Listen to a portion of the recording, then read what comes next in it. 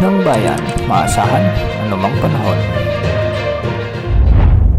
Magandang araw po sa ating lahat. Ngayon ay araw ng Huwebes, August 7, 2025 at narito na ang pinakahuling update sa magiging lagay ng ating panahon. Sa kasalukuyan ay patuloy nating minomonitor ang low pressure area na nasa silangan ng Northern Luzon. Huli itong namataan sa layong 380 kilometers hilagang silangan ng Dait Camarines Norte o 390 kilometers silangan ng Kasiguran, Aurora. Ayon sa Pag-asa, mababa pa rin ang tsansa nitong lumakas bilang bagyo sa mga susunod na oras o araw. Ngunit mamayang hapon o gabi o bukas ng umaga ay inaasahang tatawirin na nito ang malaking bahagi ng Northern Luzon na magpapaulan naman sa malaking bahagi ng nasabing rehiyon. Dahil nga sa LPA, asahan na ang maulap na kalangitan na may mga kalat-kalat na pagulan at thunderstorms sa Cagayan Valley, Cordillera Administrative Region at Aurora. Posible ang banta ng mga biglang pagbaha o pagguho ng lupa kung may mga katamtaman at malalakas na pag-ulan. Dulot pa rin ng LPA, makikita rin natin na malawak ang kaulapang sakop nito kaya magiging maulap ang mga kalangitan na may mga kalat-kalat na pagulan at thunderstorms sa Metro Manila, Ilocos Region, ang nalalabing bahagi ng Central Luzon, Calabarzon, Bicol Region, Occidental Mindoro at Oriental Mindoro. Ganitong panahon din ang inaasahan sa Marinduque,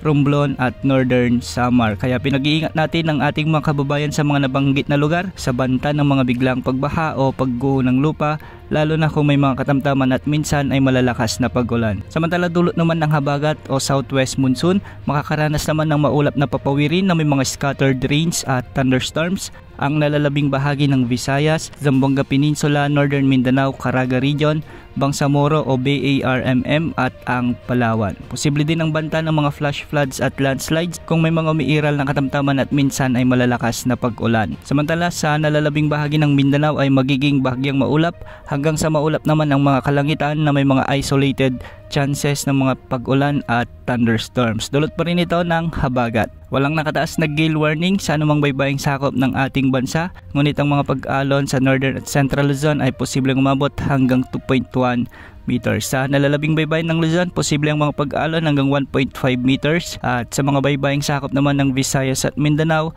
ay posibleng umabot hanggang 1.2 meters ang mga pag-alon. Samantala, isa pang LPA ang patuloy na minomonitor ng Pag-asa sa labas ng ating area of responsibility at ngayon ay huling namataan sa layong 2,830 kilometers silangan ng extreme Northern Luzon. Nasa katamtaman ng tsansa nitong lumakas bilang bagyo sa susunod na 24 oras at base sa mga forecast nito ay posibleng kumilos ito ng pakanluran sa mga susunod na araw. Inaasahang papasok ito sa ating area of responsibility at posibleng lumapit sa may extreme Northern Luzon. Antabayan na ng mga susunod na updates ukol sa potensyal na bagyong ito na posibleng pangalanan bilang bagyong Fabian. Yan ang update sa lagay ng panahon. Ito pang weather update ng bayan, maasahan anumang panahon.